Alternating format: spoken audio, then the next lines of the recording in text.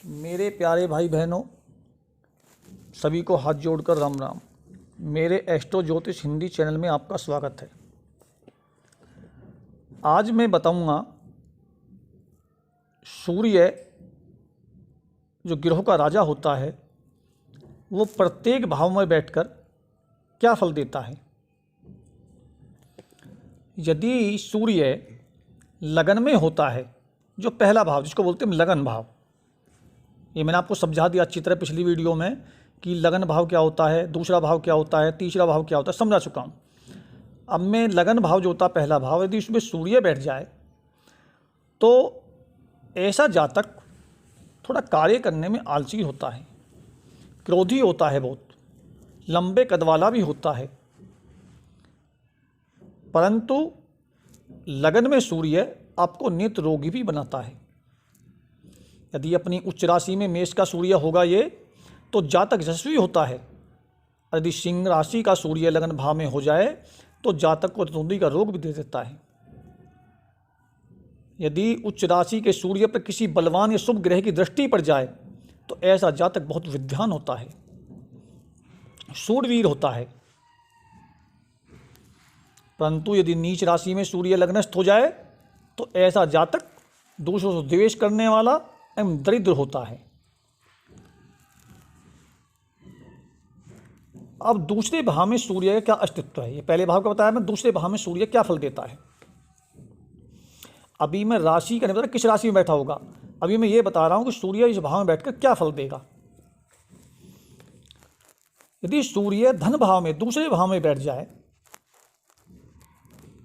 तो जातक बहुत अधिक धन को इकट्ठा करता है, संग्रह करता है। नौकरी करने की अपेक्षा जातक स्वतंत्र कार्य करना पसंद करता है।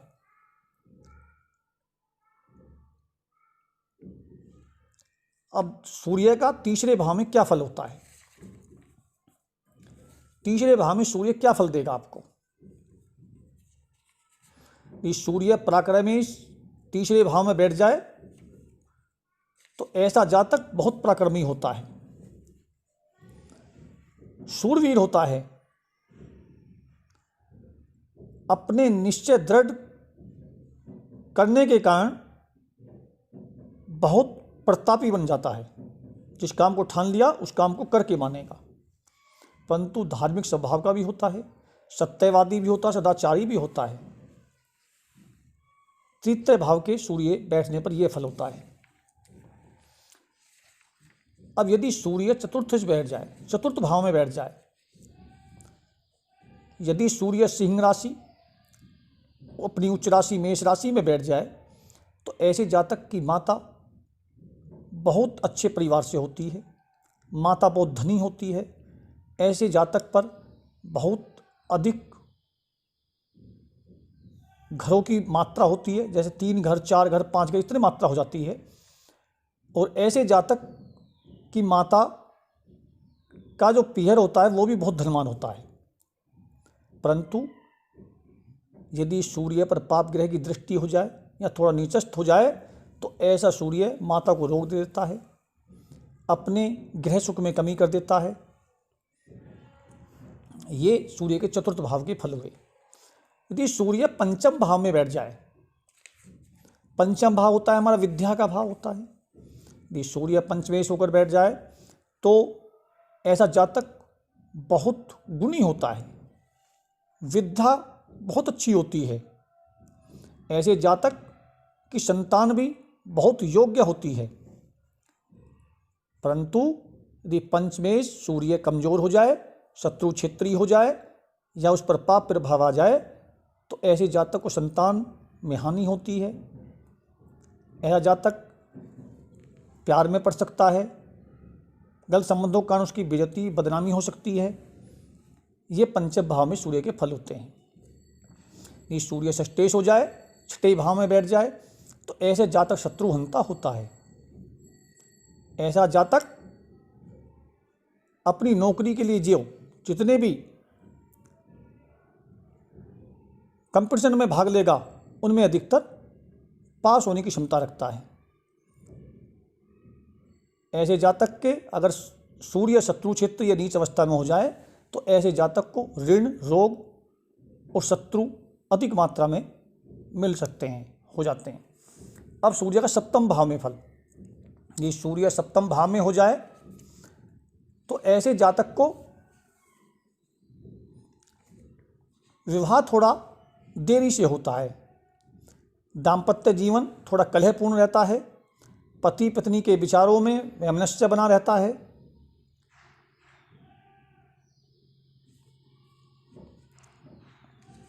अब सूर्य का अष्टमेश फल कैसा होता है? यदि सूर्य अष्टमेश में बैठ जाए, अष्टम भाव में बैठ जाए, तो ऐसा जातक गुप्तचर विभाग में भी नौकरी करने की क्षमता रखता है।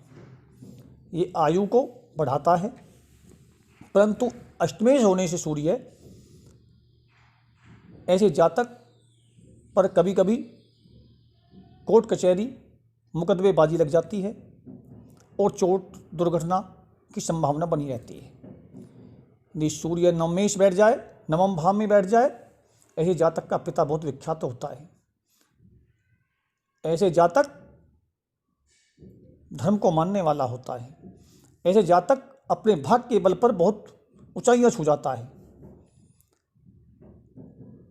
यदि सूर्य दशम भाव में बैठ जाए, तो सूर्य यदि दशम भाव में उच्च का हो जाए या अपनी सिंह राशि में बैठ जाए, तो ऐसा जातक बहुत विद्वान होता है, तेजस्वी होता है और अपनी तेजस्विता के कारण जीवन में बहुत नाम कमाता है। सरकारी नौकरी में जाने के योग बनते हैं, राज के सम्मान प्राप्त करता है। ऐसा जातक चिकित्सक भी बन जाता है। यदि सूर्य एकादश भाव में बैठ जाए, एकादश में सूर्य बैठ जाए, तो ऐसा जातक धनवान, राज्य का सेवक होता है। जातक के नेत्र मनमोहक होते हैं। ऐसा जातक गायन विद्या से बहुत प्यार करता है। जातक धार्मिक परोपकारी यशस्वी होता है। यदि सूर्य का और द्वादश फल 12वें भाव में यदि सूर्य बैठ जाए, तो वह भाव में सूर्य की स्थिति शुभ नहीं मानी जाती, क्योंकि सूर्य क्रूर ग्रह होता है कि क्रूर ग्रह से ग्रह सुखों में कुछ कमी लाता है। द्वादश भाव में सूर्य शैया सुख में कमी ला देता है। शैया सुख का मतलब होता है स्त्री का सुख। ऐसे क्रूर ग्रह 12वें भाव में बैठने से दाम्पत्य जीवन में मधुरता नहीं रहती। खर्चे अलग अलग बुरे स्थानों पर होते हैं। कोई बुरे जगह कोर्ट कचहरी में, किसी चीज़ में ऐसे भी ज़्यादा खर्चे करता है। खर्चे करने वाला व्यक्ति वो सोच समझता नहीं है, अपने बिना सोच समझे ही वह कर डालता है। ये मैंने आपको सूर्य का 12 भावों में बैठकर क्या फल देता है ये बताया, परंतु इसमें भी सूर्य किस किस राशि में होगा उसके ऊपर बैठने के विचार से इसके फलों में कुछ न्यूनता और अधिकता पहुँच जाती है। ये मैं आगे अगली वीडियो में डिटेल से बताऊंगा। आज के लिए मेरी वीडियो में बस इतना ही। यदि मेरी ये वीडियो पसंद आए तो ज़्यादा से ज़्यादा सब्सक्राइब करें, ज़्यादा से ज़्यादा शेयर करें, लाइक करें। धन्यवाद।